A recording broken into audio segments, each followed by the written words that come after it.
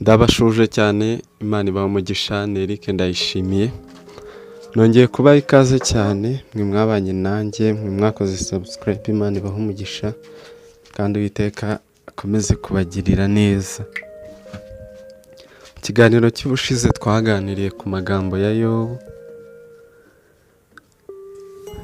Yobu ageragezwa cyane ku buryo bukomeye, ari byo bihe natwe abakristo dukunda gucamo, tunyuramo buri munsi muri iyi si iruhije. Ariko mbasezeranya ko nzabaho ikindi gice Yobu yongera kugirirwa neza n'Imana, yemera gucira bugufi Imana ikamugirira neza. Rero mbere yuko dukomeza turabanza dusenge. Uwiteka Imana aduhane umugisha. Turagushimiye Uwiteka Imana Nyiringabo, Imana ishobora byose, Imana ihoraho, izina ryawe nirishyirwe hejuru. Uwiteka ubereye maso abagutegereje bose, tugushimiye ko waturinze kandi ukabana natwe, ntuhabwe icyubahiro. Duciye bugufi imbere yawe kugira ngo tweze dutunganye imitima yacu. Yezu yiboneze Mwami, ikubere umubavu guhumurira neza. Ibyo tuza kuvugira aha byose ntaba ari twebwe, ahubwo icyubahiro cyawe gishyirwe hejuru. Tuguhaye ikaze rero Mwami Imana, Mwana n'Umwuka Wera abane natwe kandi adushoboze byose, mu izina rya Yesu Kristo Umwami wacu dusenze twizeye, amen. Ndahaye ikaze rero Eric Ndayishimiye nk'ibisanzwe. Maze Yobu asubiza Uwiteka ati, nzi yuko ushobora byose kandi nta kibasha kurogoya imigambi yawe yose. Iti, uwo ninde uhisha inama kandi atazi ubwenge? Yobu ati, nicyo cyatumye mvuga icyo ntazi. Ni ibintu byandenze bitangaje, mbivuga ntabizi. Noneho umva, ndakwinginze, ngiye kuvuga, ngiye kukubaza maze nawe unsubize. Ibyawe nari narabyumvishije amatwi, ariko noneho amaso yanjye arakureba. Uwo ni Yobu wasubizaga Imana. Nicyo kinteye kwizinukwa, nkaba nihannye, nigaragura mu mukungugu no mu ivu. Yobu yari yongeye gucira bugufi Imana, acira bugufi Uwiteka, yemeye ko ibyo byose abinyuzemo ku bushake bw'Imana, ariko yemerera gucira bugufi Imana ngo imugirire neza. Ari byo bihe nawe urimo, nanjye ndimo, ducamo twese. Dukwiriye gucira bugufi Imana igasohoza umugambi wayo ku buzima bwacu, kuko tuzi neza yuko ibyo yifuza kutugirira ari byiza atari ibibi. Ariyo mpamvu dukwiye kuyemerera igasohoza umugambi mwiza wayo ku buzima bwacu kandi ikatugirira neza. Nuko Uwiteka amaze kubwira Yobu ayo magambo, Uwiteka abwira Elifazi w'Umutemani ati, uburakari bwanjye burakubyukiye wowe na bagenzi bawe babiri, kuko mutavuze ibyanjye bitunganye nk'uko umugaragu wanjye Yobu yagenje. Nuko rero mwishakira ibimasa 7 n'amapfizi y'intama 7, maze musange umugaragu wanjye Yobu, mwitambire igitambo cyotwa, kandi umugaragu wanjye Yobu azabasabira, kuko ari we nemera, kugira ngo ntabagenzereza nk'uko ubupfapfa bwanyu buri, kuko mutavuze ibyanjye bitunganye nk'uko umugaragu wanjye Yobu yagenje. Nuko Elifazi w'Umutemani na Biludadi w'Umushushi na Zofari w'Umunamaniti baragenda, bagenza uko Uwiteka yabategetse. Maze Uwiteka yemerera Yobu agisabira bagenzi be. Uwiteka aherako aramwunamura, amukiza ibyago bye, amuha ibihwanye n'ibyo yari afite kabiri. Yajya mubwira uyu munsi wa none, wemere gucira bugufi Uwiteka. Uyu munsi Imana igiye kugushumbusha ibyo wabuze. Imana iragushumbusha ibyawe wanyazwe, yongere gukubira inshuro nyinshi, kubwo guca bugufi no kurushaho kwegera Imana uri mu bihe bigoye. Ibihe by'ibigeragezo ni ibihe bitwegereza Imana cyane, tukarushaho gusenga, kandi Imana ibyemera ko tubinyuramo kugira ngo idukuze, ikomeze kutuzamura mu buryo bw'umwuka, turushaho kuyegera kandi tuyishingikirizeho.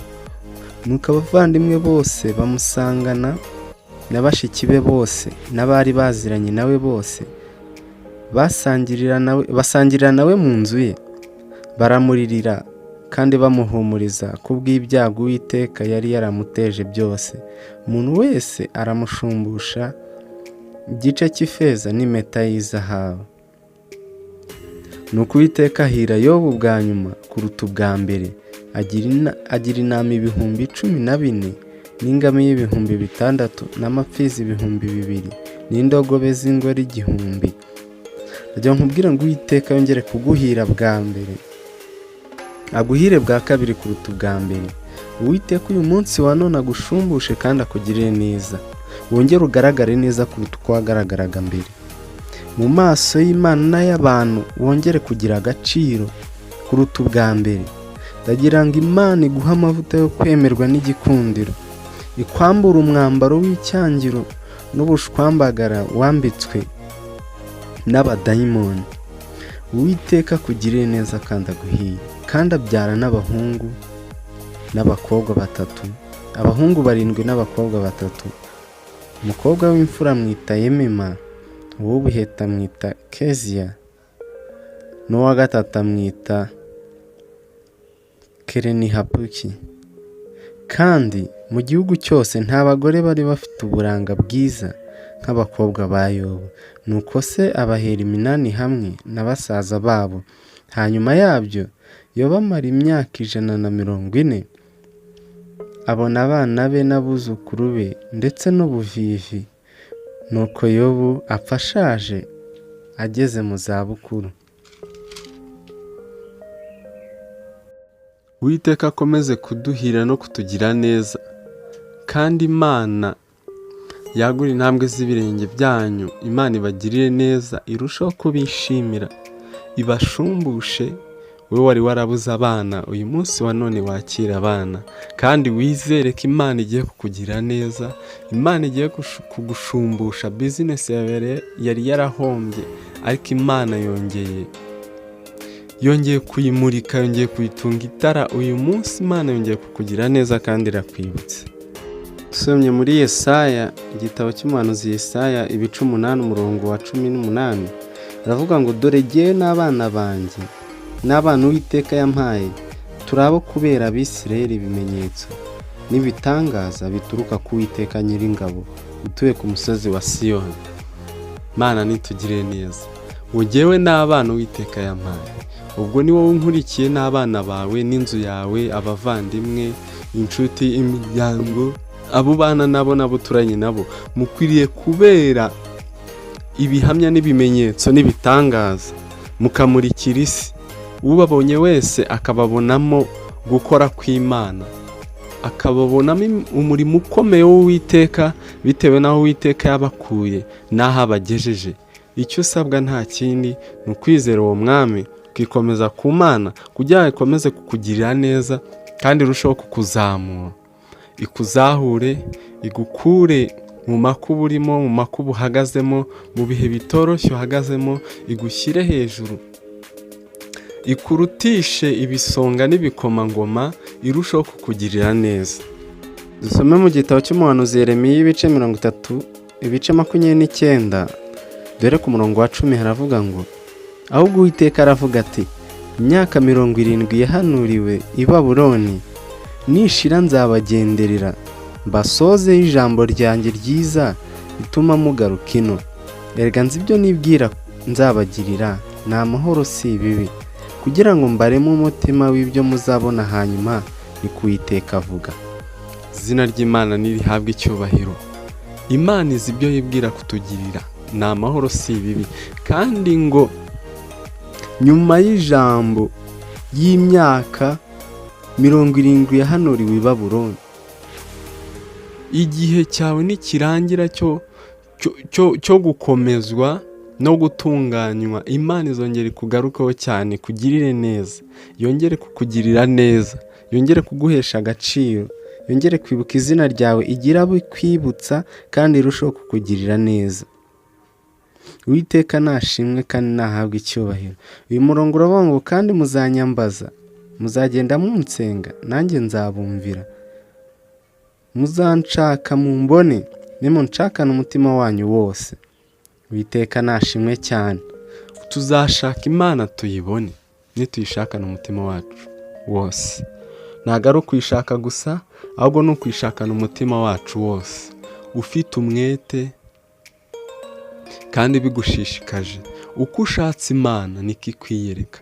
Iyo ushatse Imana n'imbaraga nkeya nayo iza nk'inyeye imbaraga nkeya, ariko iyo wemeye ko ishobora byose ukayishaka nk'ishobora byose, ije kugira ibyo ihindura nayo niko ikuzira. Niba ubona byanze, niba ubona ubuzima bwawe byanze, ubona ari nta nzira, iyambaza Imana. Imana ijya inyuza inzira mu rukuta, Imana ijya inyuza inzira mu nyanja, Imana ijya ikamya inyanja, mu muriro ihanyuza inzira, nta kinanira Imana. Niyo mpamvu ngo uko uziyambaza Imana niko izakwiyereka, kandi muzanshaka mu mbone nimunshakana umutima wanyu wose.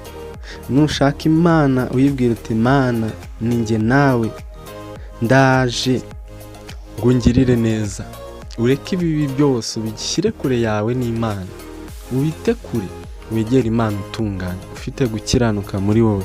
Uwiteka azakugirira neza kandi arushaho kukwagura, arushaho kukunezererwa, unezeze umutima we.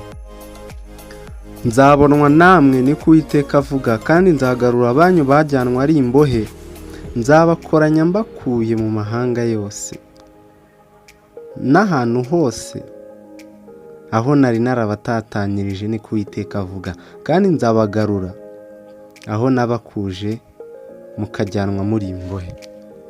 Aho Uwiteka yemeye ko tujyanwa turi imbohe niho azadukura. Ibyacu aho yabitatanirije, ubutunzi bwacu, abacu, abana bacu, imiryango yacu, ubutunzi n'amafaranga, amashuri, ubuzima bwiza, aho byatinze, aho yabitatanirije azabigarura twongere tubibone, kuko tuzaba twamwiyambaje kandi twamushakanye umutima wacu wose n'umwete wose. Kuko ijambo ry'Imana rirongera rikatubwira ngo munshakane umwete muzambona. Iyo usomye muri iki gitabo cya Yeremiya ibice 33 umurongo wa 3 aravuga ngo ntabaza ndagutabara, nkwereke ibikomeye biruhije utamenya. Uku niko Uwiteka Imana ya Isiraheli ivuga, iby'amazu yo muri uyu murwa n'iby'inzu z'amanyumba z'abami b'i Buyuda byasenyewe kugira ngo babone uko barwanya aburirira ku birundo bitwaje inkota. Uwiteka Imana aratubwiye ngo ntabaza ndagutabara, nkwereke ibiruhije bikomeye utamenya. Egera Imana, utabaza Imana. Nubwo ubona ari ibibazo byinshi bikugarije, ibyo nibyo Imana ibasha kukwereka byoroshye. Hari ibindi biguhiga wowe utazi. Nubwo ari ibyo ubona byoroshye ukabona bitagenda, hari ibiruhije bikomeye Uwiteka Imana ikurwanirira intambara uzi n'izo utazi, ku buryo zose unazimenye no kwiyakira byakunanira. Ariko ngo dutabaze Imana, iradutabara, itwereke ibiruhije bikomeye tutamenya. Turushaho kwiringira Imana no kwiyegereza Imana kugira ngo Imana irusheho kutugirira neza. Ibice 33 umurongo wa 14 Yeremiya aratubwiye ngo Uwiteka aravuga ati dore iminsi izaza, nzasoza rya jambo ryiza nasezeraniye inzu ya Isiraheli n'inzu ya Yuda. Muri iyo minsi no muri icyo gihe nzumburira Dawidi ishami ryo gukiranuka, kandi rizasohoza imanza zitabera no gukiranuka mu gihugu. Yesu natugirire neza. Imana iratubwiye ngo iminsi izaza izasohoza ijambo ryiza yasezeranye n'inzu ya Isiraheli. Ari iki Imana yakubwiye, ari iki Imana yagusezeranyije, ari iki Imana yavuganye nawe. Igihe uri gusenga, ari iki Imana yakubwiye. Uyu munsi ndakubwiye ngo Imana ije gusoza icyo yavuganye nawe. Uyu munsi Imana yongeye kubura dosiye kandi kugarutseho cyane. Uyu munsi ni umunsi wo kwakira igitangaza cyawe, ndagira ngo utangarize ngo wizere Imana kandi wakire, kuko Imana yongeye kwibuka icyo yakubwiye kubwo gusenga kwawe no gushishikarira kumenya no kwitondera amategeko y'Imana n'amateka yayo. Uyu munsi yongeye kugarukaho kandi ije kukugirira neza. Dusome mu gitabo cy'umuhanuzi Ezekiyeli ibice 37 dore ku murongo wa 11 aravuga ngo maze arambwira ati mwana w'umuntu, ayo magufwa n'ay'ab inzu ya Isiraheli yose, dore baravuga bati amagufwa yacu arumye kandi ibyiringiro byacu biraheze, twaciwe burundu. Nuko rero hano rubabwira uti uku ni Uwiteka uku niko umwami w'Uwiteka avuga ngo dore ngiye gukingura ibituro byanyu bibakuremo mwa bwoko bwanjye mwe, nzabagarura mu gihugu cya Isiraheli. Urimo uriheba, urihebye, uriganyiriye, urifuza kongera gusubira ibuzima bitewe n'ibyo wanyuzemo, warakakaye, ibyiringiro byawe byaraheze. Ariko niwumva ijambo Uwiteka avuze ngo agiye kongera kukugirira neza, yongera afungura inzira, yongera guha andi mahirwe, agukuraho wari ukingiraniye, yongera gusubiza ubuzima, yongera gusubiza icyizere cy'ubuzima, yongera gusubiza ibyiringiro byo kubaho, yongera guha ejo hazaza. Muzamenya yuko ndi Uwiteka igihe nzaba maze gukingura ibituro byanyu nkabibakuramo mwa bwoko bwanjye mwe, niko Uwiteka avuga. Kandi nzabashyiramo umwuka wanjye mubone kubaho, nzabashyira mu gihugu cyanyu bwite, mumenye yuko ari jye Uwiteka wabivuze kandi mbikomeje, niko Uwiteka avuga. Imana ishimwe cyane, Imana ivuga bikaba, yategeka bigakomera, Imana itajya ibeshya. Niyo mpamvu hano Imana itubwiye ngo igiye kubashyiramo umwuka bongere babeho, ibazure, ibagarure mu gihugu, yongere ibaremere ubuzima, ibakuraho batatanirijwe mu banyamahanga, yongere ibagire ubwoko bumwe, yongere ibagire ishyanga ryayo, yongere ibagire umuryango. Imana igiye kukugarurira umuryango, yongere kuwusubize agaciro, yongere ikuremere ubuzima, yongere iguhe icyizere n'ubuzima, yongere iguhe andi mahirwe yo kubaho. Nibwo uzamenya ko ari Uwiteka Imana, kandi Imana niyo ibivuze, kuko Imana itabeshya. Mwakoze cyane wo kubana nanjye, ndabashimiye cyane kandi Uwiteka abaha umugisha. Ni Eric Ndayishimiye. Imana irusheho kubagira neza kandi no kubaha imigisha. Ukore kuri like, share na comment. Wowe ari ufunguye ari ubwa mbere, ndagusabye ngo ukore subscribe kandi ukore ku nzogera, ufungure inzogera kugira ngo ubutumwa bwiza ntibusohora ujye uhita ububona, ujye uhita ubona message, ufungure wumve icyo Imana ivugana nawe. Mwami Imana, Imana ivuga bikaba, Imana ishobora byose, izina ryawe nirihabwe icyubahiro. Duciye bugufi cyane imbere yawe Mwami, kugira ngo icyubahiro cyawe abe aricyo gishyirwa hejuru. Uwiteka tugushimiye cyane kubw'ijambo ryawe ryiza twumvise. Uwiteka wongeye kuduhira bwa kabiri nkuko kuruta uko waduhiriye bwa mbere, kandi Data tubabariye ibyaha n'ibicumuro byacu. Uwiteka Imana, kandi wongeye kutugarura mu gihugu, wongeye kutugirira neza. Wibutse isezerano wadusezeranyije kera, wibutse Data icyo wavuganye natwe turi gusenga, wibutse icyo wadusezeranyije, ugarutse kugikora, kuko uri Imana idakiranirwa ngo yibagirwe imirimo. Wakoze rero kubana natwe, nutugirire neza, kandi ubane na buri umwe wese wafunguye igicano akumva ijambo ryawe, uri bukoreshe umuha umugisha.